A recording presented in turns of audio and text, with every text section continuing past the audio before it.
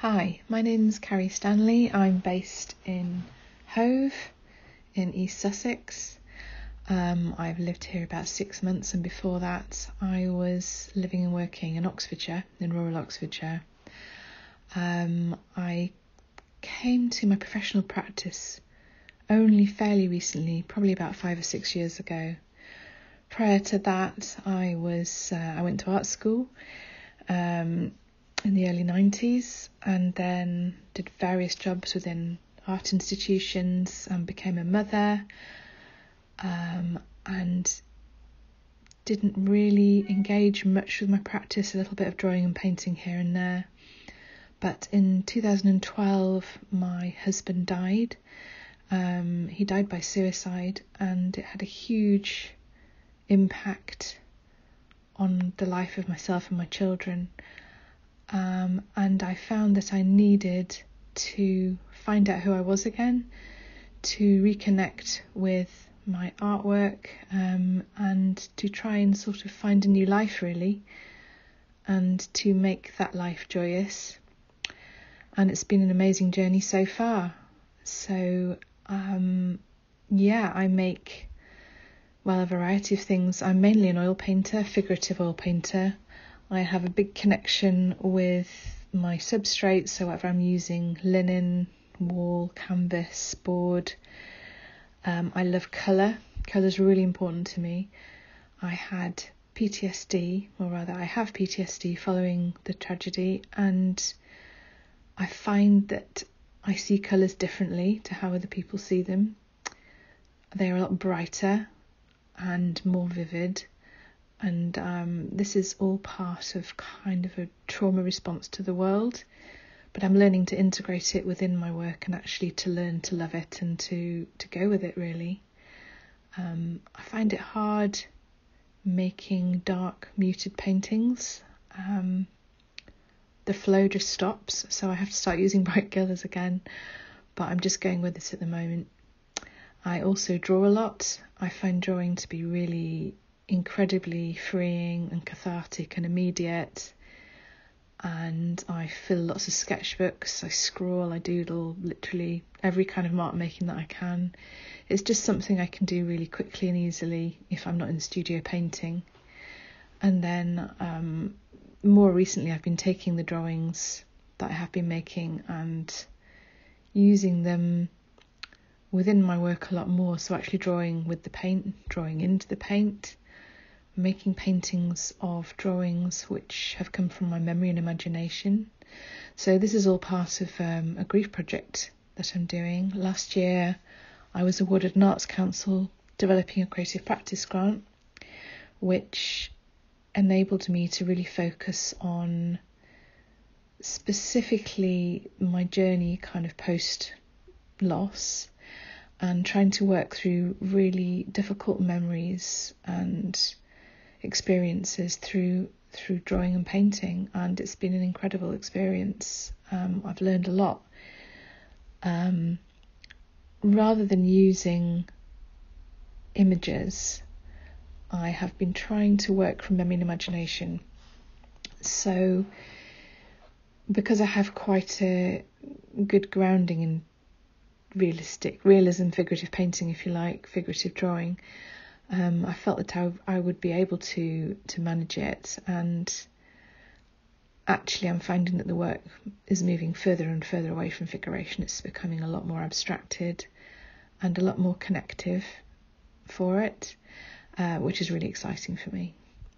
Some of the work involved in the project is made using some of my husband's artwork.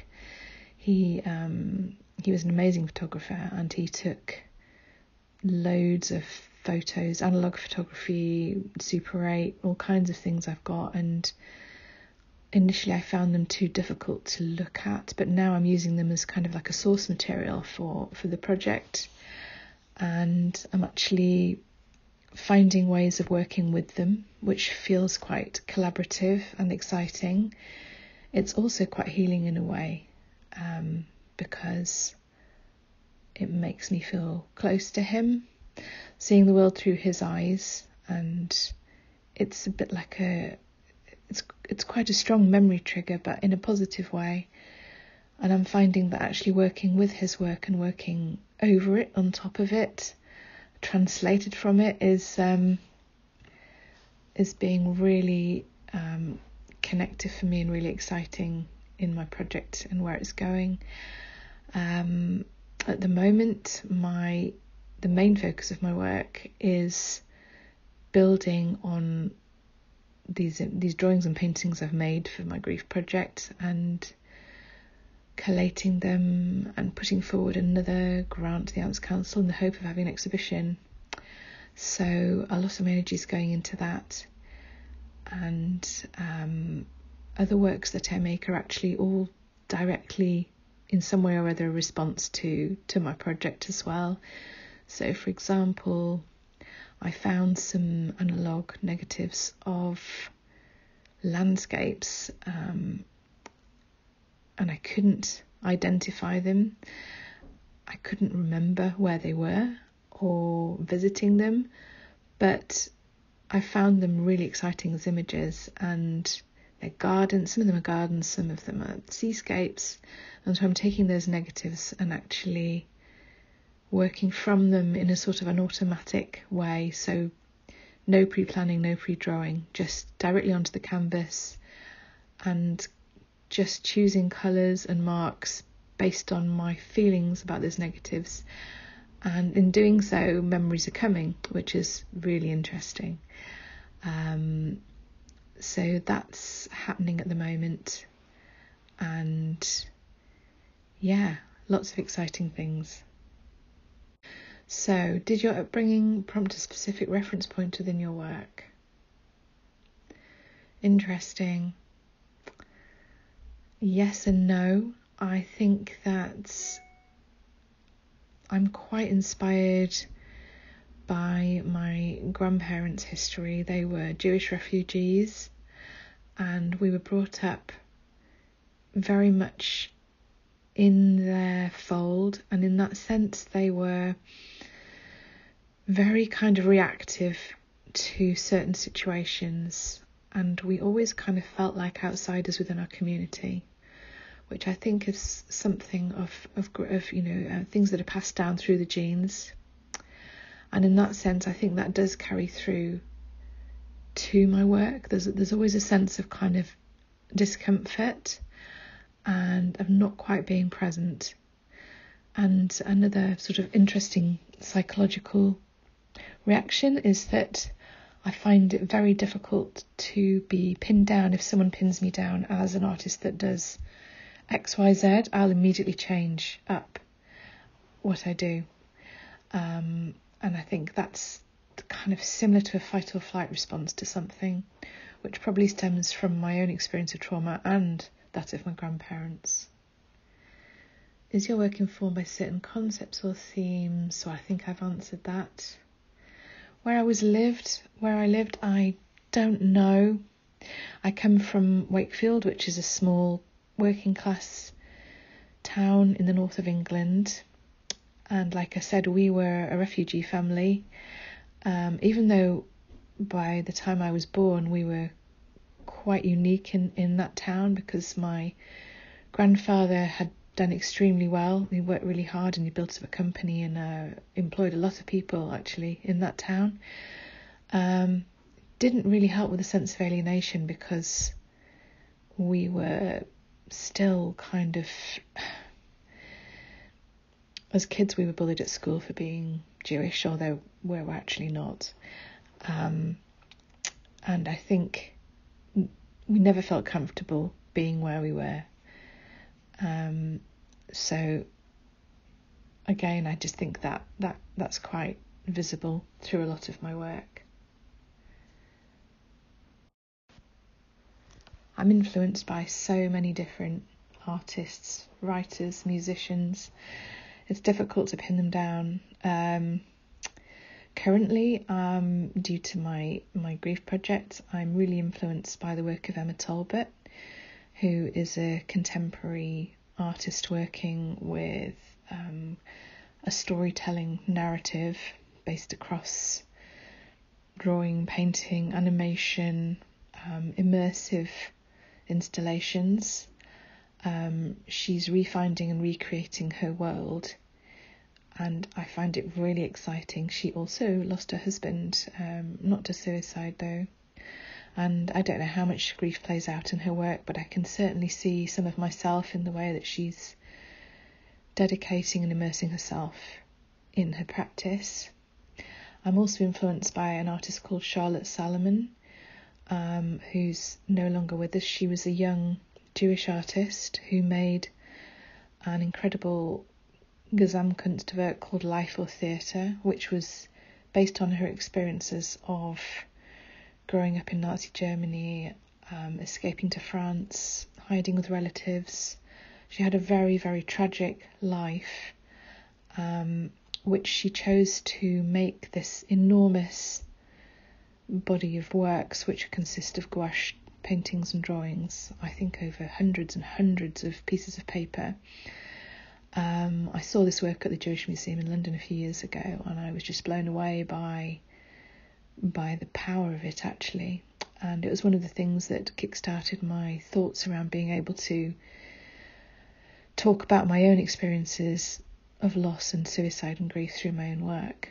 So she's a huge influence. The artist Louise Bourgeois is just amazing. Patti Smith, the musician, absolutely love her power and her words and her kind of complete ownership over who she is and what she does. So many painters. I'm in love with paint. It changes all the time. I went to see a Peter Doig exhibition the other day, which blew me away. I love the painter Herman Anderson. Lots and lots of amazing artwork out there to inspire. What are you focusing on right now? I think I've probably answered that. But it changes all the time, and there's lots of my work isn't just about my project. I'm very much an observer of humanity and nature.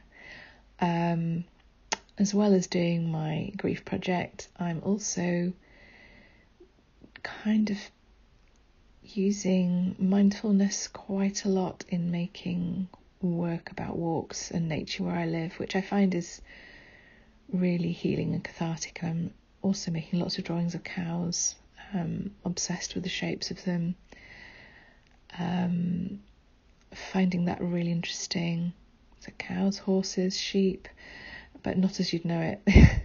It's all kind of changes through when my pencil hits the paper, basically. I think the biggest challenge by far to me as an artist is money, finances.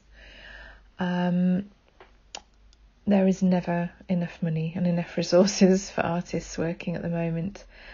I'm lucky in that in my other career as an art mentor, I do earn a regular income, and I absolutely love mentoring. It's a huge part of what I do. It's giving back, it's communication, it's inspiring.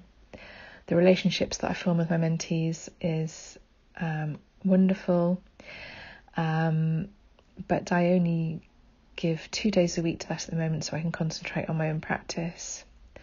So yeah, artists are always looking for ways of making money. I make zines, I sell prints, but money, I would say, is definitely the biggest challenge. What advice would I give to my younger self? That's an interesting one, because I would never have anticipated living through what I have. So I think I'd probably say to the younger me is just to have confidence in who I was as a person. Not to try and be anyone else, but to realise it's all there, and you just need to kind of find out who you are and not be afraid of that. Have I ever tried any unconventional mediums or techniques? Oh, all the time. I love it. I love experimenting. This week I've been using raw pigment on my paintings, much to the detriment of my health, sadly, because I haven't been taking any precautions. But it's super fun. I've been basically sprinkling dry pigments onto the surfaces of my paintings that I've applied a binder to, and just letting it settle, knocking it off, taking it off with a brush, putting it back on again. So really building up like a kind of visceral thick surface. I've also tried working with interfacing, which is a kind of a fabric with glue dots that's used between layers in clothing to strengthen. I've been using it on its own with an iron and trying to sort of make sculptural forms and shapes with that. Not sure how successful that is. I've made paintings on velvet, which I really love. It's kind of disgusting in a way, the way the paint sits on the velvet, but I like that. I always like an element of kind of dirt and grit. And I quite like it as a surface. It's the way the paint kind of sinks in or sits on, so you can get like a really layered effect with it. As for techniques, I use lots of different things for application. Any old cloth laying around, brushes, sticks, clothing. Always experimenting, because that's half the fun of being an artist. Music. I absolutely love music. I've actually, a lot of my paintings, titles are taken from song lyrics, names of bands. Recently it hasn't played so much of a part in my practice, but it's hugely important to me. I listen to everything, a lot of dance music. I listen to contemporary classical, a lot of indie stuff. Absolutely love it. But I'm now in a studio where silence is important, so we listen to stuff through headphones. It's a shared space. In my old studio, when I had it to myself, I used to actually dance a lot in the space, which was brilliant for kind of bringing up energy and positivity. Can't really do that where I am now. Well, I probably could, but I haven't. So I've been tending to listen to podcasts, which I absolutely love. I can learn a lot through podcasts. It feels like re-educating myself all over again. So I listen to all kinds of different things. Psychology, Blind Boy podcast is a favourite. Great Women Artists. Silence, no. There's too much noise in my head for that. Maybe I should try it. What's the best reaction someone's had to my artwork? I've had an incredible response to the work I've been making. I haven't really shown it a lot recently, but I've got a little show coming up next week, which I'm going to have a lot of my grief work in, actually.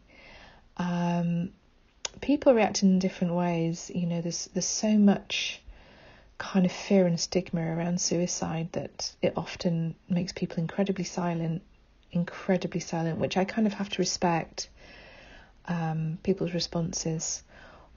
I've only once had a negative response. Mostly people are incredibly warm and excited and, you know, hugely supportive about what I do. So I couldn't kind of single out a particular one. What do I hope people will take away from artwork? I hope they can see joy as well as pain, if that makes sense. I've